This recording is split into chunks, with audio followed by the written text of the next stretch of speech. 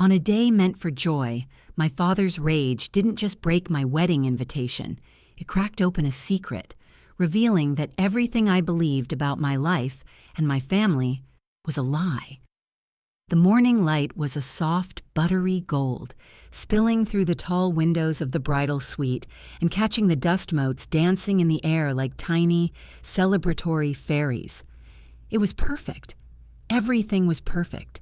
My dress, a cascade of ivory silk and lace, hung from a gilded armoire, looking like a captured cloud. My bridesmaids were flitting around me, a whirlwind of champagne flutes, hairspray, and giddy laughter. The scent of lilies and peonies hung heavy and sweet in the air. This was it. The day I was marrying Liam, the man who had pieced my heart back together and shown me what unconditional love actually felt like. My reflection in the ornate mirror showed a woman I barely recognized, not the timid, approval-seeking daughter I'd always been, but a bride, radiant and sure. My hair was swept up in an elegant chignon, tiny pearls woven through it. My makeup was subtle, just enough to make my eyes pop. I pressed a hand to my stomach, trying to quell the joyful butterflies. In a few hours, I would be Mrs. Clara Evans. I would be Liam's wife. And for the first time in my life, I felt completely, utterly in control of my own happiness. A soft knock echoed through the suite, momentarily silencing the chatter. My maid of honor, Sarah, peeked out. "It's your dad," she whispered, her eyes wide. A knot of apprehension, small but familiar, tightened in my gut. I'd spent the last year navigating my father's cold disapproval of Liam. Liam wasn't from our world, as Dad put it. He was a graphic novelist, a brilliant artist who saw the world in vibrant color and story, while my father only saw balance sheets and stock tickers. To him, Liam was a penniless dreamer, unworthy of his daughter, the heir to his corporate empire. "Let him in," I said, forcing a bright smile. "It's fine." The bridesmaids scurried away, giving us privacy. My father walked in, looking immaculate in his tailored tuxedo. Richard Peterson was not a man who ever looked out of place. He was tall, silver-haired, with a presence that sucked all the oxygen out of a room. He didn't smile. He rarely did. He just surveyed the scene, his gaze lingering for a moment too long on the beautiful dress. "Clara," he said, his voice as smooth and cold as polished granite, "you look, well." It was the highest praise I could expect. "Thank you, Dad. Are you ready to walk me down the aisle?" I asked, my voice trembling ever so slightly. He ignored the question. Instead, he reached into the inner pocket of his jacket and pulled out a small, framed object. My heart lurched. It was my own wedding invitation, the one I'd given him personally. I had chosen a beautiful, thick cardstock with our names scripted in gold leaf. It was a keepsake. "I wanted to talk to you about this," he said, holding it up. "It's beautiful, isn't it?" I tried, a desperate attempt to keep the mood light. The designer was incredible. "It's a piece of paper, Clara," he stated flatly, "a very expensive piece of paper that represents a monumental mistake." The cold dread I'd been suppressing began to creep up my spine. "Dad, please, not today. Today is my day. It's supposed to be happy." "Happiness is fleeting," he scoffed. "Security, reputation, legacy, those are the things that matter. Things that artist of yours knows nothing about." He took a step closer, his eyes boring into mine. "I have given you every chance to see reason. I offered him a job, a real job, with a 6-figure salary. I offered to set you both up in a house in our neighborhood. All he had to do was give up his ridiculous little hobby." "It's not a hobby, Dad. It's his career. It's his passion, and I love him for it. I love him." The words felt powerful on my tongue, a truth I had defended for months. My father's lip curled into a sneer. It was a terrifyingly familiar expression, one that had preceded every childhood punishment, every lecture about my inadequacy. Love doesn't pay the bills. It doesn't build empires. It is a weakness, and I will not stand by and watch you throw away everything our family has built for a fleeting feeling. He held the framed invitation in both hands. The gold lettering of my name and Liam's glinted in the morning sun. "This farce," he said, his voice dropping to a low, menacing growl, "ends now." And then, with a sharp, deliberate crack, he snapped the wooden frame over his knee. He ripped the invitation from its backing, his manicured fingers digging into the thick cardstock. My breath hitched in my throat. I wanted to scream, to lunge at him, but I was frozen, a little girl again, paralyzed by her father's fury. With 2 vicious tears, he ripped our invitation into 4 pieces. The sound was like a gunshot in the silent room. He let the pieces flutter from his fingers, a confetti of my shattered dreams, onto the pristine white carpet. "There," he said, dusting his hands as if he'd just completed a distasteful chore. "It's done. I will not be a party to this disaster. You can go down that aisle by yourself." He turned and walked to the door, pausing with his hand on the knob. "When you come to your senses, my car will be waiting out front. We can pretend this day never happened." And then he was gone. The ceremony was a blur. My brother Mark stepped in to walk me down the aisle, his hand squeezing mine with a fierce, protective loyalty that brought fresh tears to my eyes. My father's seat in the front row was conspicuously, painfully empty. I saw the whispers ripple through the guests, the pitying looks. But then I saw Liam, standing at the altar, his eyes shining with so much love and concern, it stole my breath away. In that moment, the world narrowed to just him. I said my vows with a clear, steady voice, a silent act of defiance against the man who tried to break me. The reception was loud and bright, a deliberate attempt by my friends and new family to paper over the gaping hole my father had left. I smiled, I danced, I kissed my husband, but underneath it all, a cold anger simmered. As Liam and I stood by the towering wedding cake, ready to make the first cut, a man I didn't recognize approached us. He was older, around my father's age, with kind eyes etched with lines of what looked like old sorrows. He was impeccably dressed, but carried himself with a quiet humility that was the complete opposite of my father's arrogance. "Mrs. Evans," he said, his voice warm and gentle. "My sincerest congratulations. Your husband is a lucky man." "Thank you so much for coming," I replied, giving him a polite, if distracted smile. "I'm sorry. Have we met?" He shook his head. "No, I'm an old associate of your father's. My name is Arthur Vance." He looked from me to Liam, and a flicker of something unreadable passed through his eyes. He leaned in slightly as if to share a secret amidst the joyful noise of the party. "I saw that Richard wasn't here," he said, his voice barely a whisper. "I'm not surprised. He was always one for taking what wasn't his." I stiffened, a chill running down my spine despite the warmth of the room. What a strange, inappropriate thing to say at someone's wedding. I was about to offer a curt reply and turn away, but he held my gaze, his expression deadly serious. "Don't you worry about him, though," Arthur Vance continued, his voice dropping even lower, filled with a conviction that made the fine hairs on my arms stand up. "You just enjoy your new life. I've waited 30 years for this. Soon, I promise you, I'll make sure he returns every last thing he stole." His words hung in the air between us, a strange, discordant note in the symphony of our celebration. Liam's hand tightened on the small of my back, a silent, protective gesture. "I'm sorry," Liam said, his voice polite but firm, stepping slightly in front of me.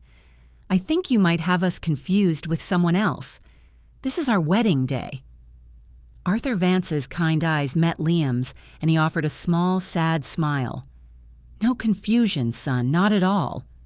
He then looked back at me, his gaze softening. "He broke your heart today, didn't he? I saw the empty seat. Some things, some men, never change." He gave a slight, almost imperceptible bow. "Enjoy your evening, and your life. You deserve it." Without another word, he turned and melted back into the crowd of celebrating guests, leaving Liam and me staring after him, the silver cake knife forgotten in my hand. "Who the hell was that?" Liam murmured, his brow furrowed with concern. I have no idea, I whispered back, a shiver tracing its way down my spine. Just some old business rival of my father's, I guess. You know how he is. He's made a lot of enemies. I tried to brush it off, to force a smile and focus on the towering confection in front of us, but his phrase, "every last thing he stole," echoed in my mind. It felt too personal, too pointed to be about some corporate deal gone sour. For the rest of the night, even as we danced and laughed and were toasted by our loved ones, the shadow of that strange encounter lingered at the edges of my joy. 2 days later, we were in Positano. The memory of my father's cruelty and Arthur Vance's cryptic warning felt a world away, bleached out by the brilliant Italian sun. We rented a small villa carved into the cliffs with a balcony that overlooked the impossible blue of the Tyrrhenian Sea. We ate pasta and drank local wine. We explored winding cobblestone streets, and we made love with the windows thrown open to the sound of the waves. Liam was my anchor, my entire world. With him, I wasn't Richard Peterson's disappointing daughter. I was just Clara, a woman deeply and completely loved. We promised each other that for these 2 weeks, my father and his corporation wouldn't exist. They were a forbidden topic, a storm cloud we refused to let darken our perfect blue sky. It was blissful. For 8 days, we kept that promise. On the 9th morning, I woke up early while Liam was still sleeping, his arm slung possessively over my waist. I slipped out onto the balcony with a cup of coffee, intending to watch the sunrise. Old habits die hard, though, and I mindlessly unlocked my phone, just to scroll through the congratulatory messages I still hadn't answered. An alert from a financial news app I'd long forgotten I had flashed across the screen. The headline made my blood run cold. Peterson Corp stocks plummet amidst rumors of hostile takeover.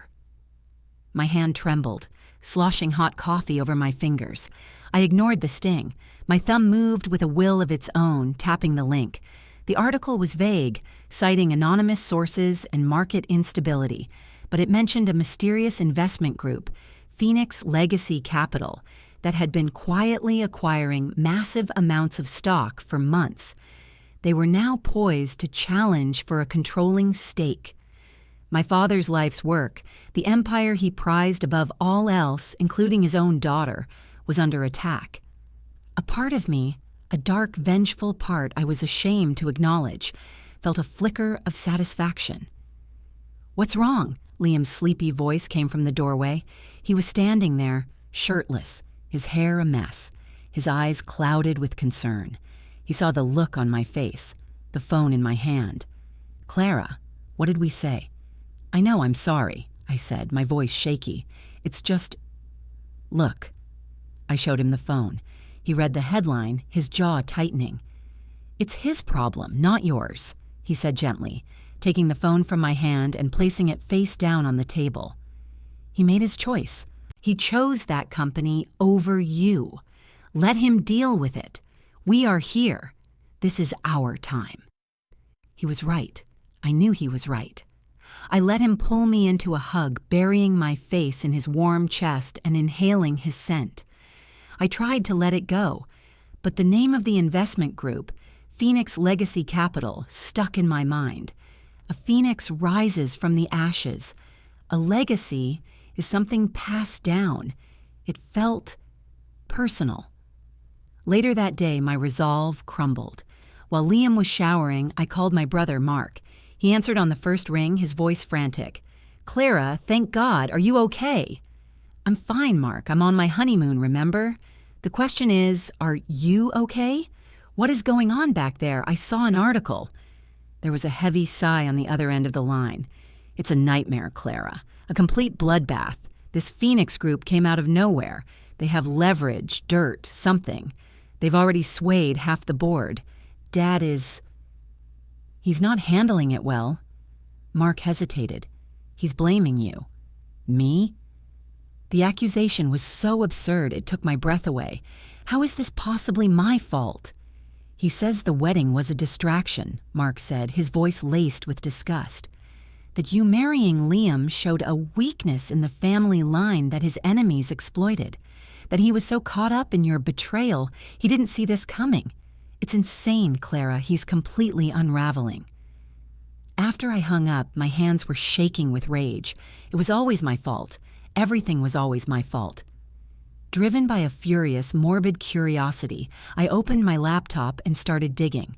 I searched for Phoenix Legacy Capital, and there it was, a press release issued just hours ago.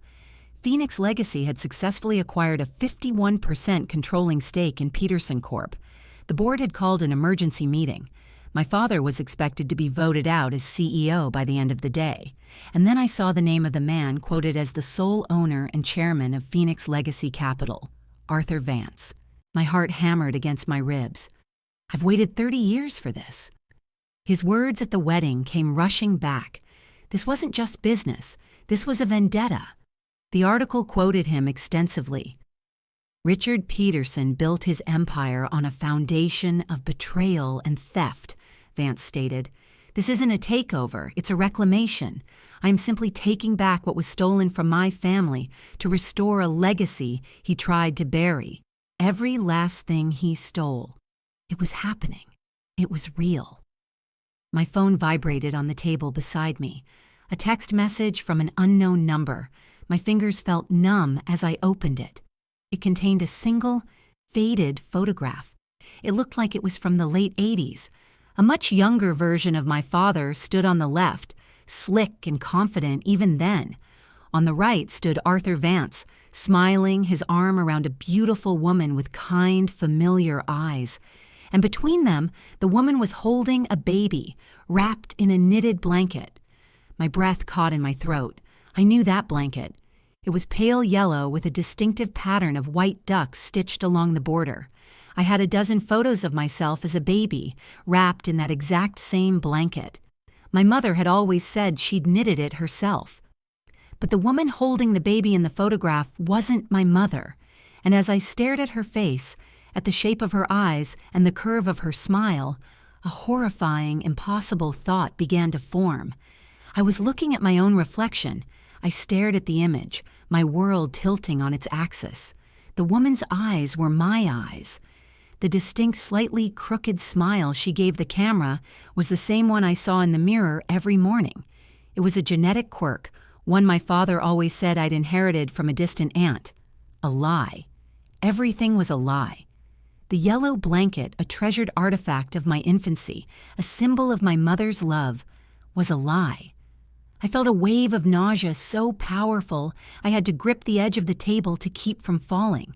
Liam came out of the bathroom, toweling his hair, a smile on his face that died the moment he saw me. "Clara, what is it? You're as white as a sheet." I couldn't speak. I just turned the phone around, my hand shaking so badly the image blurred. He took it from me, his brow furrowing as he studied the photo. "Who are these people?" he asked gently. Then his eyes widened as he looked from the woman in the picture to me. "My God," he whispered. "Clara, she looks just like you. That's Arthur Vance," I managed to choke out, pointing a trembling finger at the smiling man. The man from the wedding. My gaze shifted to the other man in the photo, the younger, brasher version of my father, Richard Peterson. And that's him. Beneath the photo, a new message popped up from the same unknown number. It was just a string of words, but they hit me with the force of a physical blow. "Your mother's name was Eleanor Vance. He took you from us when you were 6 months old. He told everyone your mother died and he was your only living family. He buried her memory and built his empire on her stolen inheritance. I am your uncle." The phone slipped from Liam's fingers and clattered onto the tiled floor. The sound echoed in the sudden crushing silence of the villa. Uncle. The word was alien. I had no uncles. My father had always told me his family was gone, and my mother, the woman I knew from a handful of sad, faded photographs, was an only child who had died in a tragic car accident shortly after I was born. It was the bedrock story of my life, the source of my father's coldness, the reason for his overprotective nature. It was the narrative that had shaped every moment of my existence. "No," I whispered, shaking my head in denial. "No, it's not possible. It's a trick. It's some kind of sick game to hurt him." But even as I said it, a lifetime of disconnected pieces began to click into place with terrifying clarity. The complete absence of my mother's family, not a single cousin or aunt to send a birthday card.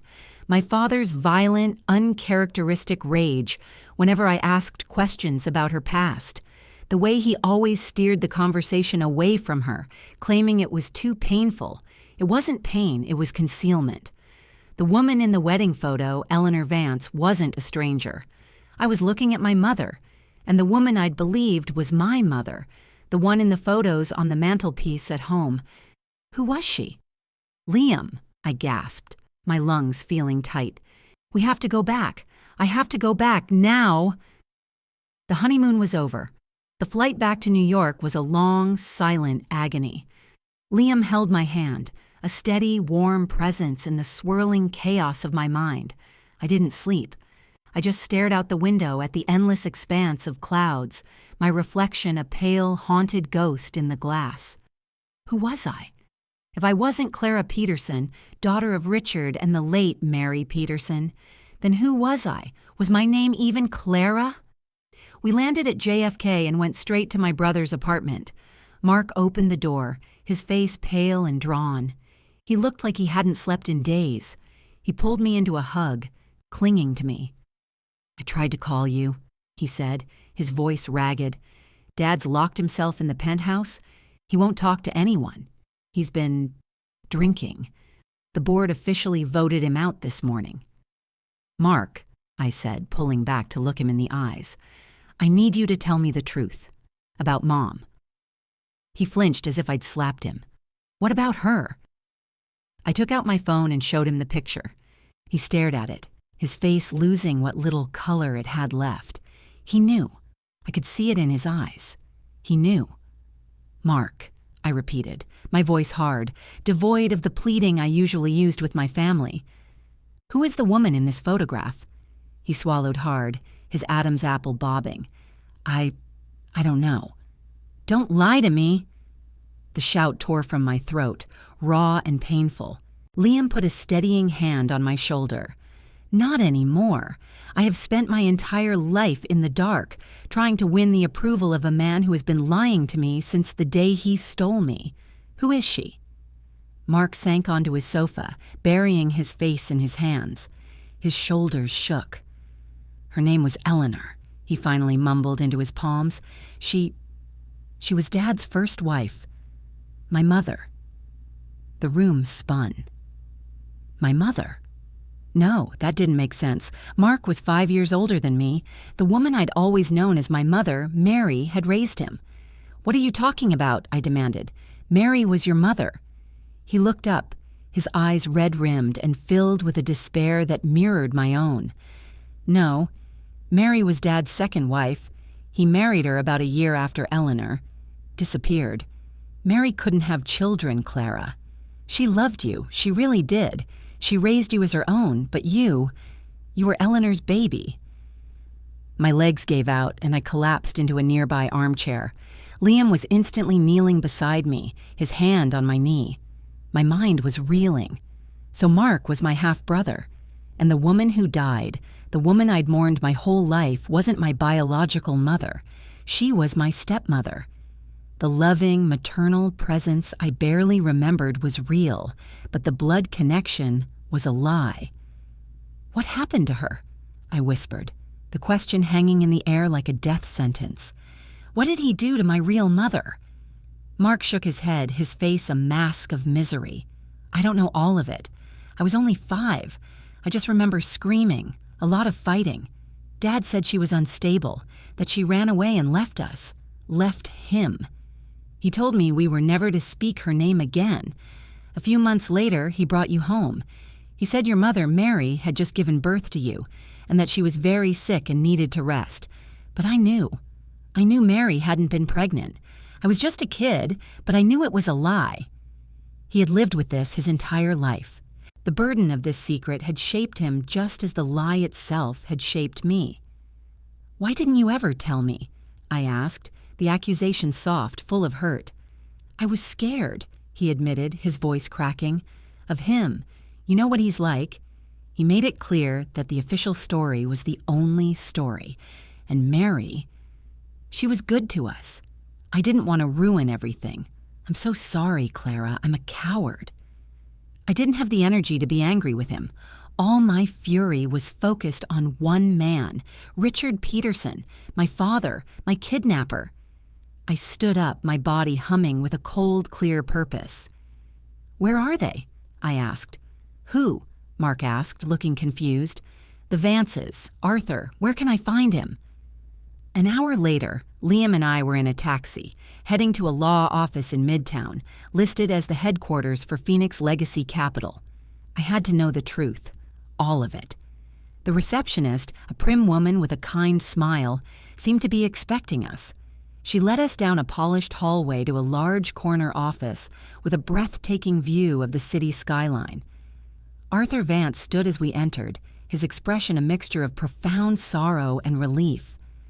"Clara," he said, his voice thick with emotion, "I knew you would come. I've been waiting for this day for 29 years. He looked older and more tired than he had at the wedding. The weight of 3 decades of grief was etched onto his face. He gestured for us to sit. "Your father is a monster," he began, his voice low and steady. "He didn't just steal my sister's inheritance to build his company. He stole her life. He stole her daughter." He looked me straight in the eye, his own misty with unshed tears. "My sister Eleanor didn't run away. She would never have left you. Richard had her committed. He paid off doctors, falsified medical records, and had her locked away in a private psychiatric hospital upstate. He declared her mentally incompetent and took control of her fortune, her company, and her child. You." A strangled sob escaped my lips, locked away. "For 30 years. My mother was alive. Is she—" I could barely form the words. "Is she still there?" A real heartbreaking tear finally traced a path down Arthur's weathered cheek. "No, Clara," he said, his voice breaking. "I'm so sorry. I finally found her 6 months ago. We were building a legal case. We were going to get her out. But her health, the years of neglect and mistreatment, she passed away 2 months ago." He pushed a simple silver locket across the polished desk towards me. "She made me promise. She said if she never got to see you again, I had to give you this. And I had to make sure you knew that she never, ever stopped loving you." My fingers closed around the cool metal of the locket. It was heavy, solid, warmed by the heat of my palm. I fumbled with the clasp, my nails scraping against the silver. It sprang open. Inside were 2 tiny, perfectly preserved photographs. On one side was a picture of Arthur and Eleanor, young and beaming, the same photo he had texted me. On the other side was a picture of Eleanor alone, holding a swaddled baby with a tuft of dark hair. Me. Her eyes, so much like my own, shone with a fierce, uncomplicated love that reached across the decades and pierced me to the core. A low, wounded sound escaped my throat, a sound I'd never heard myself make before.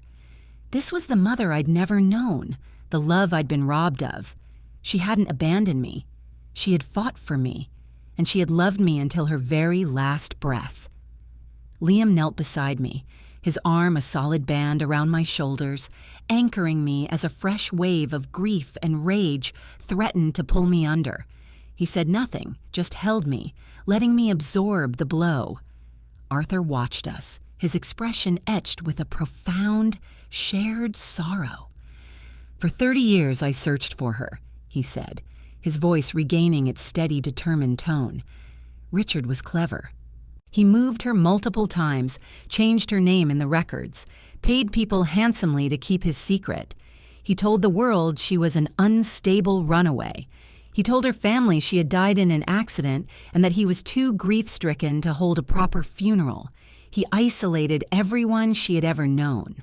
By the time I grew suspicious and started digging, he had buried the trail so deep it seemed impossible to uncover.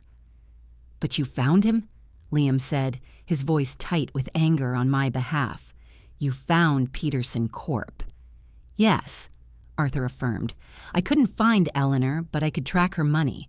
I saw how Richard used her inheritance, the seed money from her family's shipping business, as the foundation for everything he built. So I dedicated my life to building my own fortune, piece by piece, with the sole purpose of one day being strong enough to tear his empire down. Phoenix Legacy Capital. It was always for her. To give her legacy back from the man who turned it to ash." He leaned forward, his hands clasped on the polished desk. "When I finally located her at a private facility in Vermont, it was almost too late. The doctors there, the ones not on Richard's payroll, told me she spoke of you constantly. Clara. He didn't even bother to change your name. She had pictures of you he would send, school photos, graduation pictures, cruel little updates to show her what she was missing, to prove that he had won, that you were his. She kept them all. She knew you were getting married. She was so happy for you." The thought of my mother, alone in that sterile room, treasuring pictures of a daughter who didn't even know she existed, was a unique form of torture. He hadn't just imprisoned her, he had taunted her with my life. "What now?" I asked, my voice raspy. "He's lost the company. Is that it? Is it over?" Arthur's eyes hardened. "Losing the company was just the beginning, Clara. That was for her legacy. What comes next? That's for her life." He opened a drawer and pulled out a thick file folder, sliding it across the desk next to the locket. "This is everything. The original committal papers signed by a judge who was a close friend of your father's. Bank statements showing the monthly payments to the facility. Sworn affidavits from 2 nurses who were fired for questioning Eleanor's treatment. And the final piece, a copy of her will." My breath hitched. Her will? Eleanor was a very wealthy woman in her own right, long before she met Richard, Arthur explained. Her father, my father, was a shrewd businessman. He put her entire inheritance in a trust that Richard couldn't touch directly, but by having her declared incompetent, he became its trustee. He had full control. However, the will itself is ironclad.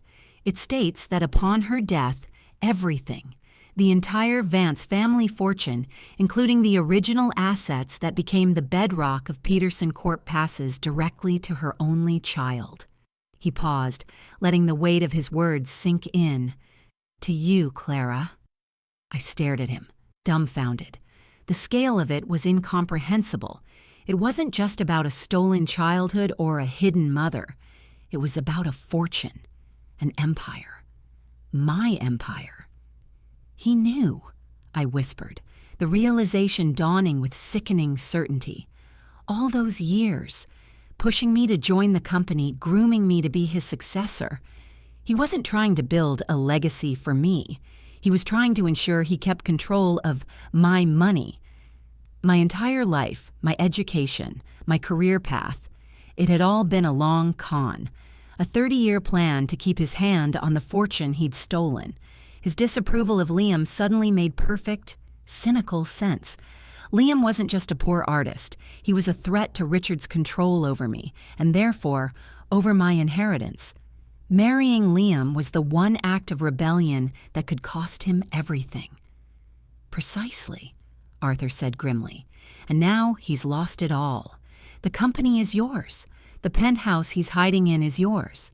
The cars, the art, the accounts, it's all yours." The news didn't bring the satisfaction I expected. It just felt hollow. A mountain of money and power that couldn't give me back my mother or the life I was supposed to have. "I don't want it," I said, shaking my head. "I just want him to pay for what he did." "And he will," Arthur assured me. "The district attorney's office has been very interested in this file. Charges of kidnapping, unlawful imprisonment, and massive financial fraud are being drawn up as we speak. He won't just be ruined, Clara. He will go to prison for the rest of his miserable life. For the next few hours, I sat with Arthur and his lawyers, signing documents that felt like they belonged to another person's life. I was now the CEO and majority shareholder of what used to be Peterson Corp. I was, on paper, one of the most powerful women in the city. When we finally left the office, the late afternoon sun was casting long shadows down the canyons of Manhattan. The city looked the same, but my place in it had been irrevocably altered. "What do you want to do?" Liam asked, his hand finding mine as we stood on the bustling sidewalk. I looked up at the glittering skyscrapers, symbols of wealth and power that now, somehow, belonged to me. A cold resolve settled in my bones. "There's one more thing," I said. "I need to see him." Liam's face clouded with worry. "Clara, are you sure? After everything—" "I'm sure," I said, my voice firm. "He can't hide from me anymore. Not in my building, not in my apartment." The doorman at the penthouse building, a man who had watched me grow up, looked at me with pity as I walked through the lobby. He knew, everyone knew. We rode the private elevator up in silence. The doors opened directly into the sprawling apartment I had once called home. The place was a wreck. Empty bottles littered the expensive tables, and a half-eaten meal congealed on a plate. The air was stale with the smell of whiskey and defeat. He was standing by the floor-to-ceiling windows, staring out at the city he no longer owned. He looked smaller, diminished. The impeccable suit was rumpled. His silver hair was a mess, and his face was puffy and red. He turned as the elevator doors chimed, and his eyes, bloodshot and wild, landed on me. "So," he slurred, a bitter, broken sound. "The little vulture has come to pick at the carcass." "I came to see the man who destroyed my life," I said, my voice shaking but clear. I stepped forward into the center of the room. Liam stayed by the elevator, a silent, watchful guardian. "I gave you everything," he roared, taking a stumbling step towards me. "This life, this wealth, it was all for you." "It was never for me," I shot back, my own anger rising to meet his. "It was all for you. You stole a woman's life, her child and her money, and you built this monument to your own greed. You didn't give me a life, you curated a prison." I took the locket from my pocket, the one he'd never known existed, and held it up. "Her name was Eleanor," I said, my voice dropping to a near whisper. "My mother. And you will not erase her, not anymore." His eyes fixed on the locket, and for a fleeting second, a flicker of something fear, guilt, crossed his face. But it was gone as quickly as it came, replaced by his familiar, sneering mask of contempt. He took another step, his fists clenching. He looked unstable, unpredictable. "She was weak," he spat. "She would have squandered it all. I did what was necessary." Suddenly, the apartment's main door, the one that led to the hallway, burst open. 2 uniformed police officers stepped inside, followed by a detective in a trench coat. My father froze, his drunken rage evaporating into stunned silence. The detective's eyes scanned the room, landing on Richard. "Richard Peterson?" he said, his voice calm and authoritative. "You're under arrest." As the officers moved to cuff him, my father's wild gaze darted from them, to me, and then to something behind me. A strange, triumphant smirk twisted his lips, even as the cold steel clicked around his wrists. "You think you've won?" he hissed, his voice a venomous whisper meant only for me. "You think this is over? You have no idea what you've just inherited, Clara. No idea at all." His eyes weren't looking at me anymore. They were looking past me, towards the hallway. "Ask your precious uncle," he sneered at me as the police led him away. "Ask him about the Vance legacy. Ask him what really happened to his father." The click of the handcuffs was followed by an unnerving silence, broken only by the distant wail of a city siren. Richard's final words hung in the air, a poisonous vapor. Ask him what really happened to his father. The triumphant smirk on his face as he was led away was more unsettling than his rage. It wasn't the look of a defeated man. It was the look of someone who knew the game wasn't over, who had just played a hidden, final card. Liam was at my side in an instant, his hands on my arms, turning me away from the now empty doorway.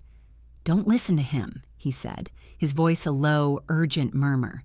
"He's just trying to get in your head. It's what people like him do when they've lost." But the seed of doubt had been planted. I looked around the opulent penthouse, at the priceless art on the walls and the panoramic view of a city now at my feet. "You have no idea what you've just inherited." He wasn't just talking about the money, he was talking about the name, the Vance legacy. I pulled away from Liam gently. "I have to call Arthur," I said, my voice feeling strangely detached. The adrenaline that had propelled me through the confrontation was fading, leaving a cold, hollow exhaustion in its place. I fumbled for my phone, my fingers feeling thick and clumsy. Arthur answered on the second ring. "Clara, is everything all right? The detective just called me. They have him in custody." "He said something," I began, pacing the length of the vast living room. "Just before they took him away. He told me to ask you what happened to your father. To our father." There was a pause on the other end of the line, a beat of silence that stretched for a fraction of a second too long. It was almost imperceptible, but in my hyper-aware state, it felt like a chasm.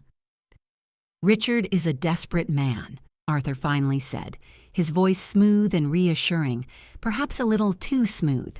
"He's lashing out, trying to poison the well. My father, your grandfather, died of a heart attack nearly 40 years ago. It was a tragedy for our family. Richard is just trying to twist our old grief into something ugly to hurt you." His answer was logical. It made sense. And yet, it didn't quell the unease coiling in my stomach. The way Richard had said it, with such certainty, such malice. It wasn't the random jab of a cornered animal. It felt surgical. "Okay," I said, not wanting to press, not wanting to believe there could possibly be another layer to this nightmare. "Okay, thank you, Arthur, for everything." We spent the next week in a surreal whirlwind of legal meetings and press conferences. I was the city's newest, most tragic and fascinating business figure. The story was everywhere. The Peterson deception. The stolen heiress reclaims her empire. I hired a crisis PR team. I met with the board of the newly rechristened Vance Legacy Holdings. I learned about assets and subsidiaries and quarterly reports. Liam was my rock, sitting through mind-numbing meetings, making sure I ate, holding me at night when the nightmares came. I tried to pour all my energy into learning the ropes, into honoring the mother I never knew, by competently stewarding the legacy she'd left me. I tried to ignore the nagging echo of Richard's final words, but they wouldn't go away. They whispered at me from the pages of financial documents and haunted the edges of my conversations with Arthur. My uncle was kind, patient, and unfailingly supportive.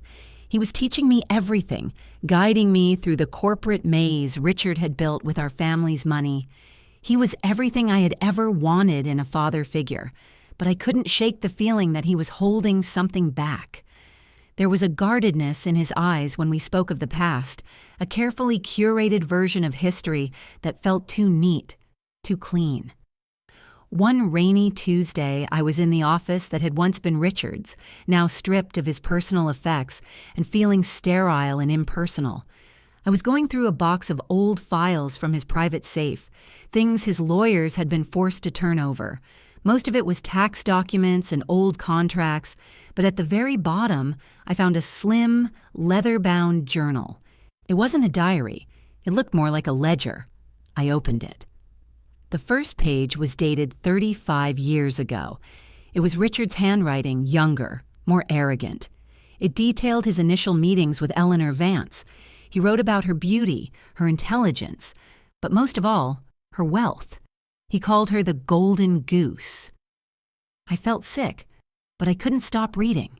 He detailed his courtship, his proposal, the way he charmed her and her brother, Arthur. He described their father, Thomas Vance, as a shrewd old bulldog who was suspicious of him from the start. Then I came to an entry that made my blood run cold. October 14th. The old man is a problem. He's been digging into my past, asking questions. He threatened to cut Eleanor off if she marries me. He sees me for what I am.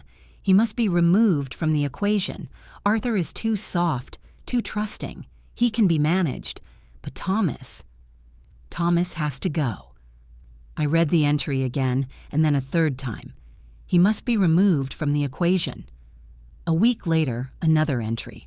October 22nd. It's done. The old bulldog has been put down. A massive coronary, they're calling it. A bit of help from a friend in the pharmaceutical industry, a little something extra in his nightly brandy. Untraceable. No one suspects a thing. Arthur is a mess, and Eleanor is leaning on me for support. The path is clear. I slammed the journal shut, my heart hammering against my ribs so hard I thought I might be sick. It wasn't a heart attack. It was murder. My grandfather, the man I never knew, was murdered. And Richard, he had confessed it right here, in his own arrogant hand. But that wasn't the most chilling part. I forced myself to open the journal again, my hands trembling as I flipped forward a few pages.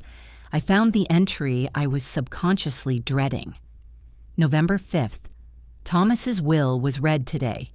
I expected complications, but this is a masterpiece of paranoia.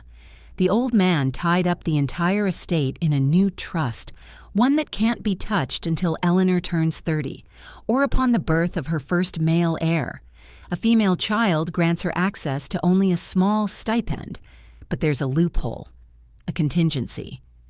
In the event of Eleanor's death or incapacitation, control of the entire trust passes not to her spouse, but to her next of kin, her brother, Arthur.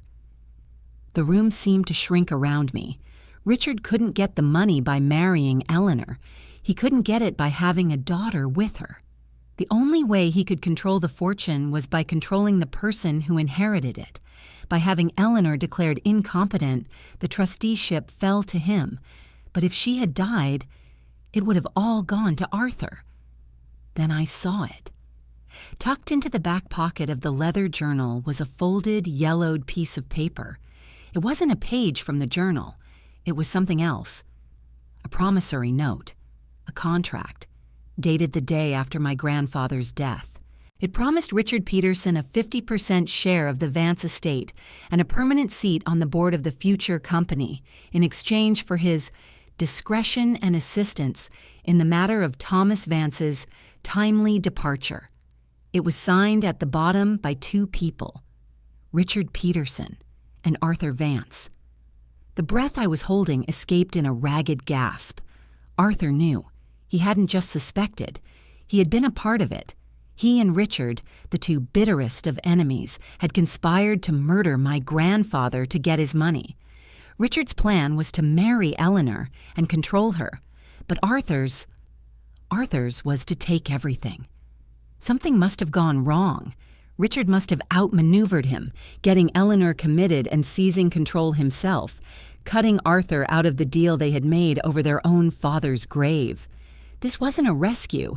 This wasn't about justice for Eleanor. This was the final move in a 30-year-long war between two murderers. And I wasn't a long-lost niece being saved. I was a pawn, the key to the kingdom. Arthur hadn't taken down Richard to save me. He had taken him down to finally collect on the deal he'd made 3 decades ago. He had put me on the throne because, as my loving, trusted uncle, he would be the one truly in control. I wasn't the CEO, I was his puppet, and I had just handed him everything. My phone buzzed on the desk, a text from Arthur. Just landed in Geneva for the banking conference. The jet is fueled and waiting for you. Meet me tomorrow. We have our future to plan.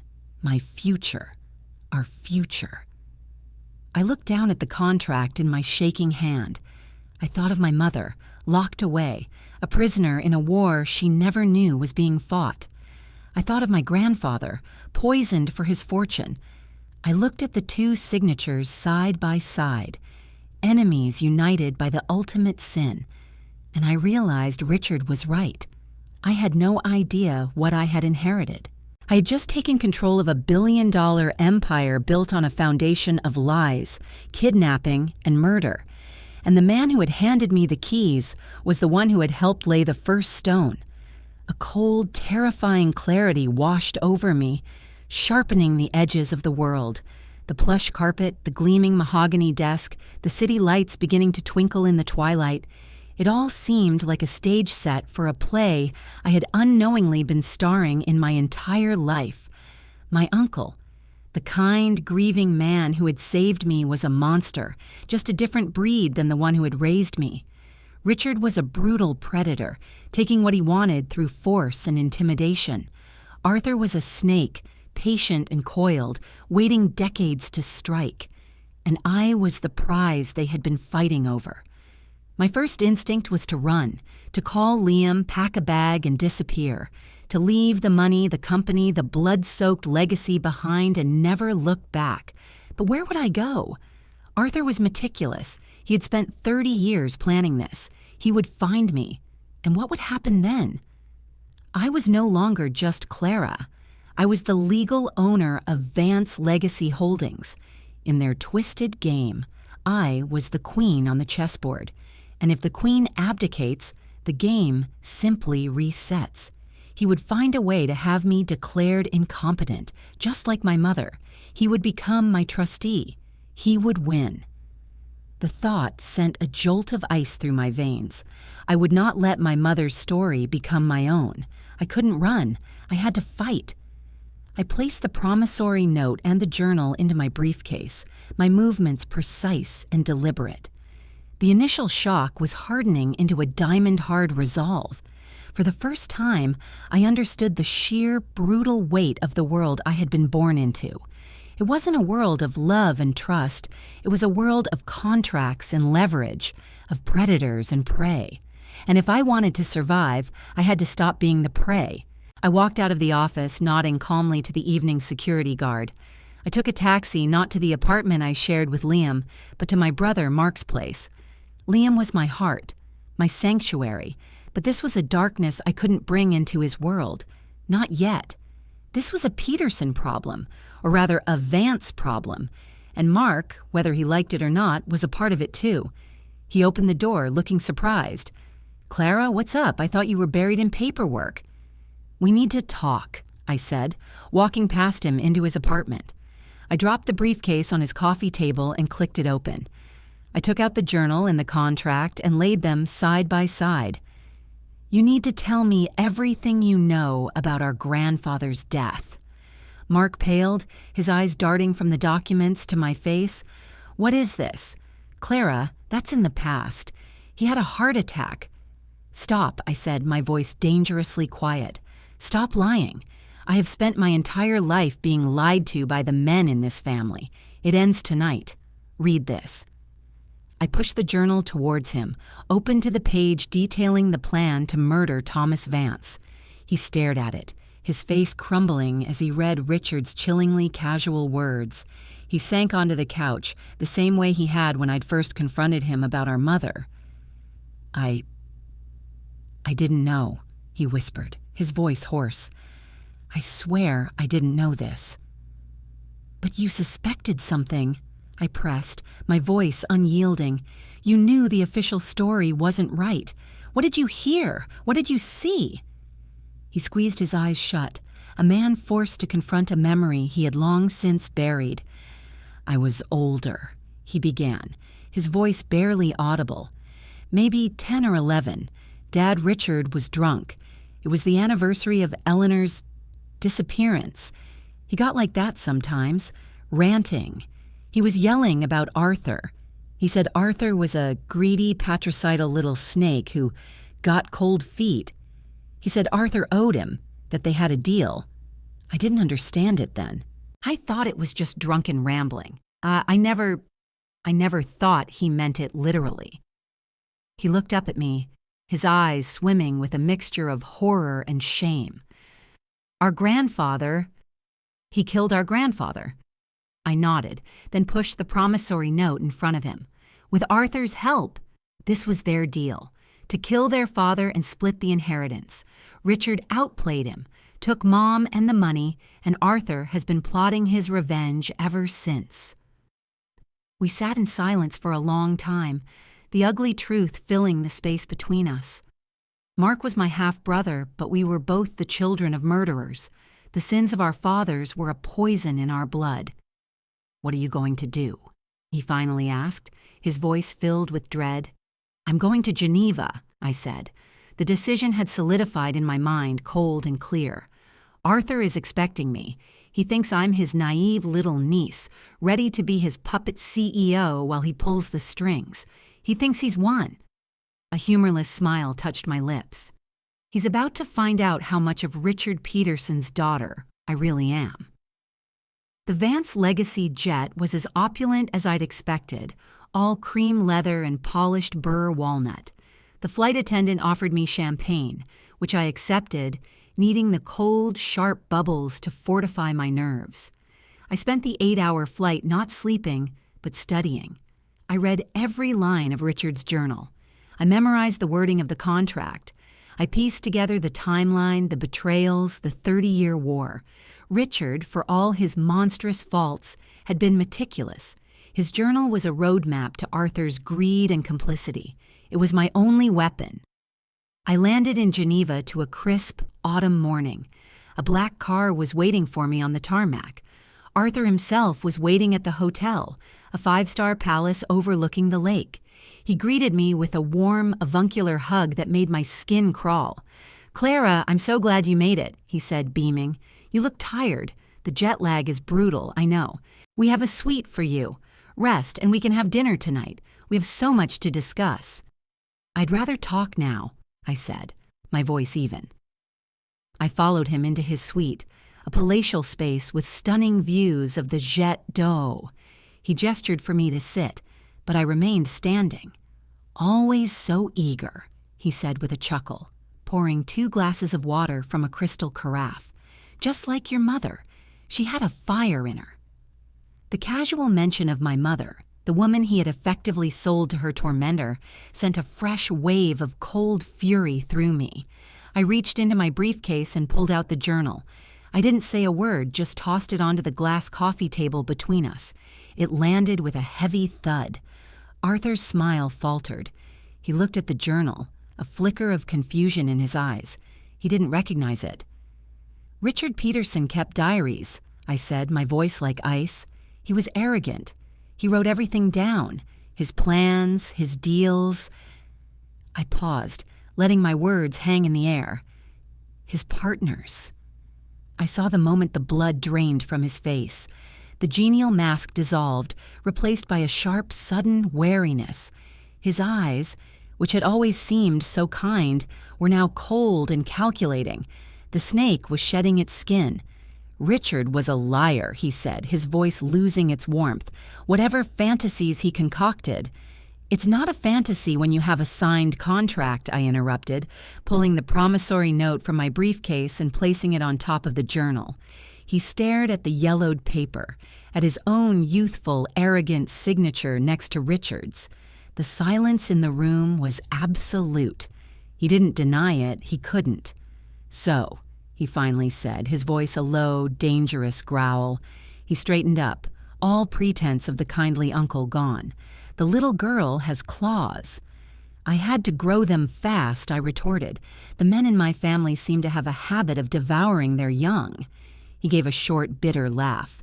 "You sound just like him now. Richard, it's truly uncanny." He picked up the contract, looking at it not with shame, but with a kind of nostalgic bitterness. "This was my birthright. My father was a tyrant. He would have run the company into the ground. Richard and we were going to build an empire. He was the muscle. I was the brains. But he was greedy. He betrayed me. He took my sister, he took my money, and he ran."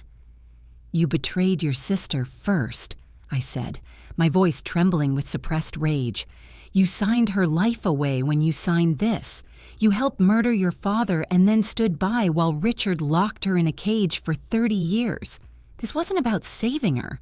This was just you, finally collecting on a 30-year-old debt." "Semantics," he sneered, waving a dismissive hand. "The point is, I won. Richard is in a jail cell and I have you. I have the company. This little discovery of yours," he gestured to the papers on the table, "is unfortunate, but it changes nothing.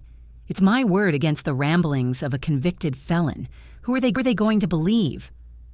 "They'll believe this," I said, pulling my phone from my pocket. I hit play. Mark's voice, shaky but clear, filled the room. It was a recording of our conversation from the other night. He said Arthur was a greedy, patricidal little snake who got cold feet. He said Arthur owed him, that they had a deal. Arthur lunged for the phone, but I was faster, snatching it back. His face was a mask of pure fury. "You little bitch," he hissed.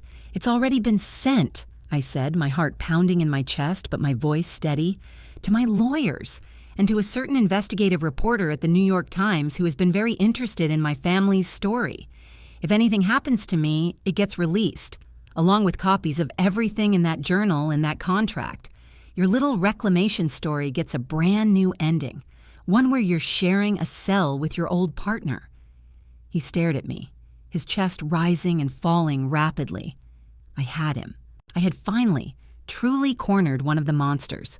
"What do you want?" he finally spat, the words tasting like poison in his mouth.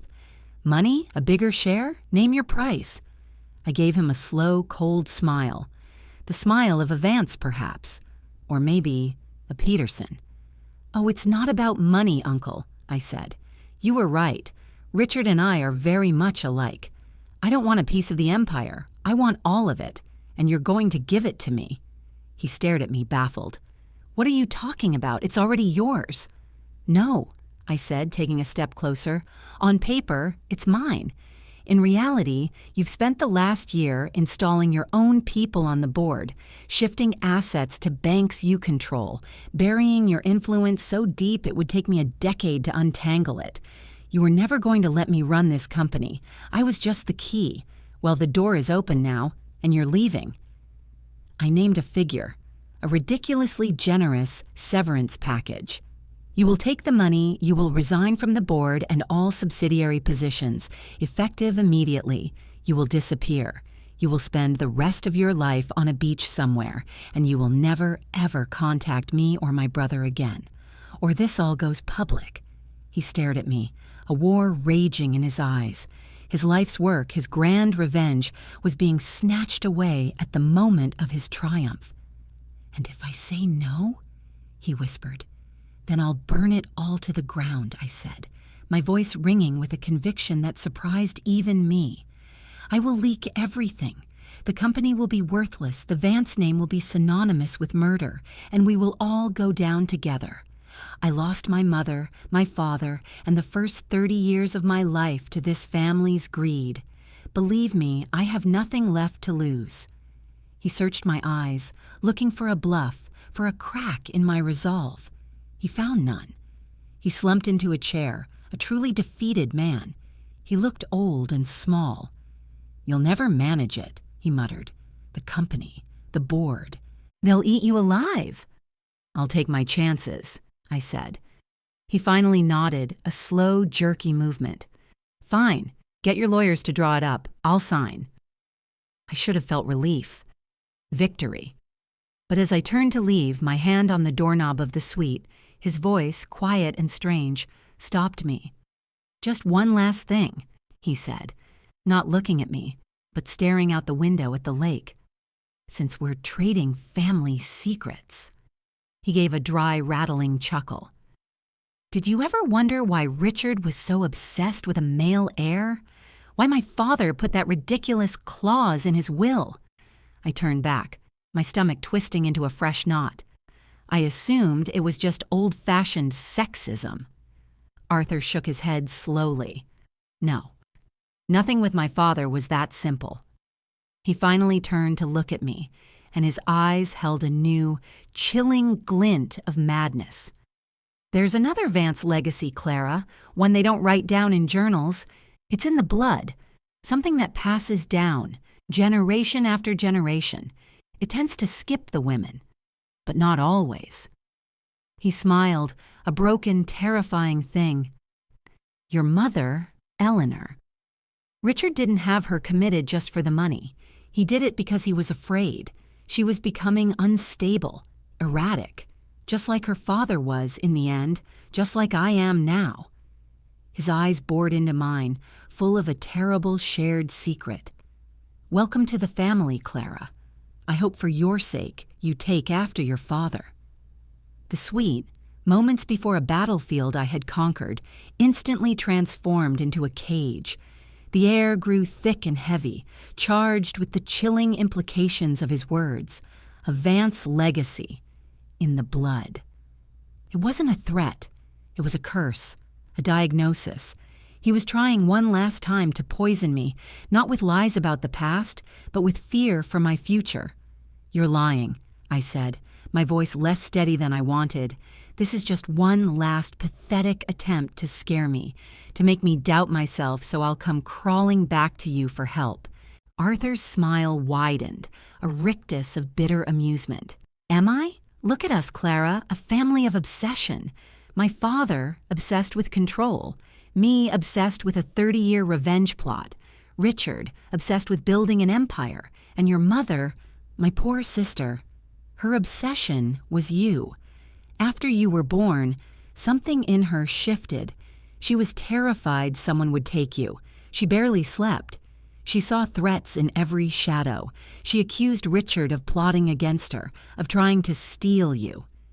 He paused, letting the irony hang in the air. Of course, in her case, the paranoia turned out to be true. But the doctors Richard hired didn't see a terrified new mother. They saw the Vance hysteria, the same diagnosis they'd put in my father's file years earlier, when his own behavior became erratic. My mind reeled. Was this the truth, or just a more insidious, refined lie? He was twisting the narrative, recasting my mother's justifiable fear as a symptom of a hereditary madness. He was trying to make me believe that her suffering wasn't just caused by Richard, but was an inevitability written into her DNA, into my DNA. "I am not my mother," I stated, the words a shield against his poison. "And I am not you." "Are you so sure?" he countered, his voice soft and silken. "You just flew across the world armed with a dead man's journal to blackmail your own uncle and seize control of a billion-dollar company. You threatened to burn everything to the ground if you didn't get your way. That doesn't sound like the timid girl who was afraid of her own father a few weeks ago. It sounds obsessive. It sounds like a Vance." I refused to let him see the tremor that went through me. He was right. Something inside me had changed. A switch had been flipped. The fear and grief had coalesced into something cold and hard and focused. I had thought of it as strength, as survival. He was calling it a symptom. "Get your lawyers ready," I said, my voice flat. I turned and walked out of the suite, pulling the door shut behind me, the sound of his soft, dry laughter following me down the hall. The flight back to New York was a different kind of agony. I had won. I was free. I held all the cards. But Arthur's final words were a ghost that sat beside me in the empty leather seat, whispering doubts into the drone of the jet engines. I looked at my reflection in the dark window. Was that fire in my eyes the glint of determination, or the first spark of an inherited madness? When I landed, Liam was waiting for me, his face etched with worry. I fell into his arms, the scent of him, the solid feel of him, the only real thing in a world that had dissolved into smoke and mirrors. I didn't tell him what Arthur had said. I couldn't. It felt too dark, too ugly a seed to plant in the beautiful, safe world we had built together. I told him I had won, that Arthur was out, and that it was finally, truly over. He held me and celebrated my strength, my victory, and I felt like the biggest liar of them all. The next few months were a blur of calculated, relentless work. I did exactly what I said I would. Arthur, true to his word, signed every document my lawyers put in front of him. He resigned, took his severance, and vanished. I began the Herculean task of untangling his influence, just as I had untangled Richard's. I worked 16-hour days. I was ruthless in board meetings, cutting away the dead wood of Arthur's loyalists. I made shrewd, aggressive decisions that made the market and my own board gasp. Vance Legacy Holdings' stock price, which had faltered during the takeover, began to soar. The business world, which had been expecting me to be a figurehead, a tragic footnote, was stunned. They called me brilliant, a prodigy, a natural. I would lie awake at night, staring at the ceiling, wondering if what they were seeing wasn't brilliance, but the polished, functional face of obsession. Liam was patient, but I could see the strain on his face. I was distant, locked inside my own head. Our easy intimacy was replaced by a tense quiet. I was shutting him out, and I didn't know how to stop. The fear was a constant low hum beneath the surface of my life. Every time I felt a surge of anger in a negotiation, every time I stayed up until 3 a.m., poring over financial projections, I heard Arthur's voice. It's in the blood. My brother Mark was my only confidant. He was horrified by the story of our grandfather, but he understood the game I was now forced to play. He became my quiet, unofficial advisor, his knowledge of the company's inner workings under Richard proving invaluable. One evening, Mark came to my office. He looked agitated. "I found something," he said, closing the door behind him. "I've been going through the old family storage unit, the one Dad kept from the first house before he married Mary." He placed a dusty cardboard box on my desk. "It's Eleanor's." My heart stopped. I hadn't dared to hope that anything of hers had survived. Together we carefully opened the box. It was filled with the mundane, beautiful remnants of a life. Old novels with dog-eared pages, a collection of vinyl records, a stack of letters tied with a faded ribbon, and at the bottom, a thick leather-bound book. It wasn't a journal. It was a photo album. My hands trembled as I opened it. The first pages were filled with pictures of a young, vibrant Eleanor, with her friends on a sailboat graduating from college, pictures of her and Arthur as children laughing, then pictures of her and Richard, happy, smiling, the courtship, the wedding. They looked for all the world like a couple in love. Then came the photos of her pregnancy, of her holding me, a tiny newborn baby. And that's when I noticed it. Tucked between the pages, I found scraps of paper, notes, dozens of them written in her elegant, looping script. They were dated in the weeks and months after I was born. Richard says I'm imagining things, that the night nurse is trustworthy, but I saw her going through my desk. Why? Arthur told me to be careful. He says Richard isn't the man I think he is. But then he asks strange questions about Father's will. Who can I trust? He's talking about sending me away, to a resort, to rest. He says my nerves are shot. My only nerve is the one that tells me my baby is in danger. It wasn't madness. It was a record of her fear, a record of her sanity. She knew they were both circling her, the two sharks who had murdered her father. She just didn't know which one to fear more. My relief was so profound, so overwhelming, it felt like I could breathe for the first time in months. This was my proof. The legacy wasn't madness. It was a woman's intuition in a world of predatory men. I turned the last page of the album. There was only one thing on it, a single large envelope yellowed with age, with my name, Clara Supp, written on the front. My mother had left me a letter. My fingers were clumsy as I broke the brittle wax seal. I unfolded the pages, my eyes scanning the beautiful, familiar script.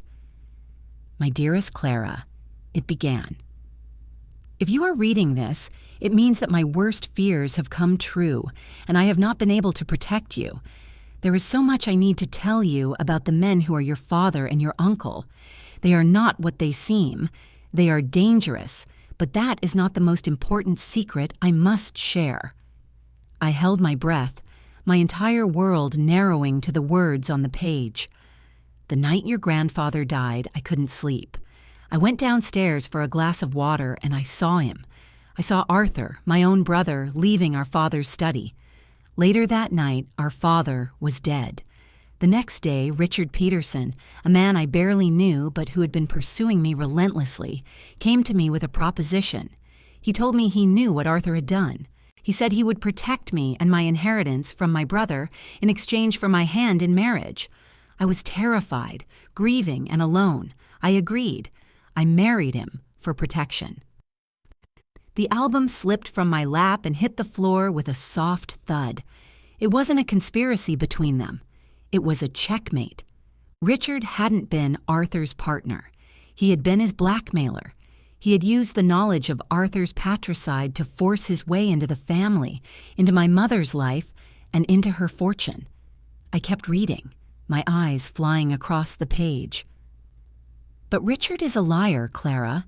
His protection became a prison, and I soon learned I had traded one monster for another. There is so much more you need to know about why they both wanted our family's company so badly. It is not just about the money. There is something else, something hidden within the corporate structure, a secret worth killing for. The truth is in your grandfather's safe deposit box. The key is with his oldest friend, a man named Julian Croft. Find him. He will know what to do. But Clara, my love, there is one last thing. The most important thing, Richard Peterson. He is a monster, but he is not your father." The world went silent. The hum of the city outside my window, the ticking of the clock on the wall, the frantic beating of my own heart, it all faded into a dull, distant roar. Richard Peterson. He is a monster, but he is not your father. The words on the page seemed to rearrange themselves, refusing to make sense. He wasn't my father, the man whose name I'd carried, whose approval I'd craved, whose cruelty had shaped me. We shared no blood. The lie was so profound, so fundamental, it eclipsed everything that had come before. My kidnapping, the stolen inheritance, the imprisoned mother, all of it had been built upon this one, singular deception. I was not a Peterson. I was not by blood the daughter of a murderer. A strange, dizzying lightness filled my head. The curse Arthur had tried to saddle me with, the genetic taint of the Vance family madness and obsession, felt suddenly less potent. I was Eleanor Vance's daughter, yes, but I was also someone else's, someone unknown. "Clara, what is it?" Mark's voice broke through the fog. He had been watching me, his face a mask of concern as he saw the color drain from mine. I couldn't speak. I simply handed him the letter. I watched as his eyes scanned the page, widening in disbelief. He looked up at me, his expression a chaotic mix of shock, confusion, and a dawning, terrible understanding. "If he's not your father," he began, his voice a choked whisper, "then who is?" The letter held no answer to that question. It only offered a path. Julian Croft. The key. The safe deposit box. The next morning, I didn't go to the office. I went home. Liam was in his studio, the morning light illuminating the fine charcoal dust that hung in the air. He was sketching, completely absorbed, his brow furrowed in concentration. The sight of him, so good and true and grounded in his own reality, was a balm to my fractured soul. I walked up behind him and wrapped my arms around his shoulders, burying my face in his neck. He started, surprised, then relaxed into my embrace, setting his charcoal down. "Everything okay?" he asked, his hand covering mine. "I need to tell you everything," I said. And so I did. I told him about Richard's journal, about Arthur's patricide, about the blackmail. I told him about the curse, the fear of inherited madness that had been eating me alive. And then, my voice barely a whisper, I told him what my mother's letter had revealed, that Richard Peterson was not my father. He listened without interruption, his expression shifting from anger to horror to a deep, profound compassion. When I finished, he turned on his stool and pulled me onto his lap, holding me as if I might shatter. "So you're not a Vance or a Peterson," he said softly, his lips against my hair. "You're just Clara, the woman I fell in love with. None of that other stuff matters. It's just noise. All that matters is what you do now." His simple, unwavering faith in me was the anchor I needed. The noise quieted. The path forward was clear. Finding Julian Croft was easier than I expected. He was a retired estate lawyer, living a quiet life in a brownstone in Brooklyn. When I called him and told him my name was Clara and that I was Eleanor Vance's daughter, there was a long, choked silence on the other end of the line. He agreed to see me immediately. He was an elderly man with kind, watery blue eyes that held a deep, ancient sadness. He looked at me as if he were seeing a ghost. "Eleanor," he breathed. "My God, you have her eyes." I showed him the letter. He read it, his hand trembling, tears welling. "I knew it," he whispered. "I knew Richard was lying. He came to me after Eleanor. Disappeared. He said she'd run off with some artist, that she'd abandoned you. He had papers, doctor's notes. It seemed plausible. But I never believed she would leave her child." "My mother said you have a key," I said gently. He nodded, composing himself. "Your grandfather, Thomas, was a brilliant, paranoid man. He trusted no one, least of all his own son. The week before he died, he came to me. He said he feared for Eleanor's safety. He'd created a new corporate structure for Vance Shipping, a series of shell companies and blind trusts. He said the real value wasn't in the public-facing company, but in a portfolio of patents revolutionary shipping logistics and navigation technologies he had been developing in secret. He said they were worth 10 times the value of the company itself. He locked those patents, the true source of the Vance fortune, away, and he gave me the key." He retrieved a small, ornate silver key from a safe hidden behind a painting. "The box is at a private vault downtown. Richard and Arthur spent 30 years fighting over the shell. They never even knew where the real treasure was hidden." An hour later, I was standing in a cold, sterile vault, a large metal box open on the table before me. It was filled with files, blueprints, and patent documents that represented a technological fortune. But that wasn't what I was looking for. At the very bottom, beneath everything, was a single thick envelope. Inside was a birth certificate, mine. It listed my mother as Eleanor Vance, and under the space for father, a name was written: Leo Croft. I looked up at Julian, my heart hammering. He was watching me with tears streaming down his face. "Leo was my son," he said, his voice thick with emotion. "He and your mother, they were in love. He was an artist, a painter. Thomas disapproved, of course. He wanted a captain of industry for his daughter, not a penniless dreamer, but they couldn't stay away from each other. When Eleanor found out she was pregnant, they were going to run away together. But then," he choked on a sob, "there was an accident, a fire in his studio. The police said it was faulty wiring. Leo, he didn't make it out." He looked at me, his eyes pleading for me to understand. "It was 3 weeks before your grandfather was murdered. Now I see it. It wasn't an accident. Richard knew. He knew Leo was your father. He knew Eleanor was pregnant with a child that wasn't his. He got rid of his rival. Then he let Arthur kill Thomas, blackmailed his way into the family, and claimed you as his own. The perfect cover to control the fortune he thought Eleanor would inherit. He stole you from a dead man. My father was an artist, a painter, a penniless dreamer, like Liam. The parallels were so stark, so beautiful, it took my breath away. All my life, I had felt like an outsider in Richard Peterson's cold corporate world. I had been drawn to Liam's creativity, his passion, his different way of seeing things, because it was a part of me I never knew existed. It was in my blood, my real blood. The resolution was swift and total. Armed with Richard's journal, my mother's letter, and the testimony of Julian Croft, the district attorney built an ironclad case. The new charges against Richard Peterson were staggering: conspiracy, fraud, and the 30-year-old murder of Leo Croft. Arthur, seeing his immunity deal evaporate, gave a full confession about his role in his father's death in exchange for a reduced sentence. The two men who had destroyed my mother's life and stolen mine would spend the rest of their days in prison, their names forever linked in a sordid, pathetic footnote of greed and betrayal. I didn't burn the empire down. I rebuilt it. I rebranded the entire corporation, shedding the sullied Vance and Peterson names. It became Croft Holdings, in honor of the father I never knew and the grandfather who had tried to protect his family. With the revolutionary patents from the safe deposit box, we transformed the industry. I wasn't the CEO my father had tried to groom me to be, nor the puppet Arthur had intended. I was something new.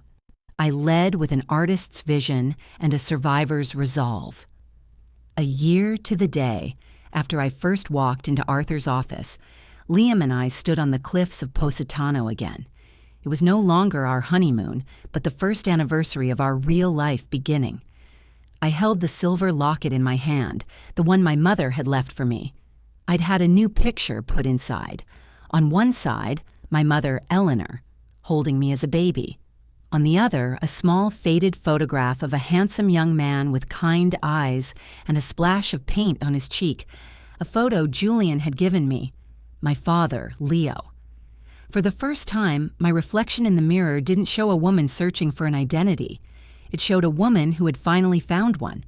I was not the sum of the secrets kept from me or the sins committed against me. I was the daughter of Eleanor Vance and Leo Croft. I was the wife of a wonderful man, and I was, finally and completely, just Clara. The noise was gone. There was only the sound of the waves, the warmth of the sun on my face, and the steady, reassuring beat of my husband's heart next to mine. The story was over. My life was just beginning.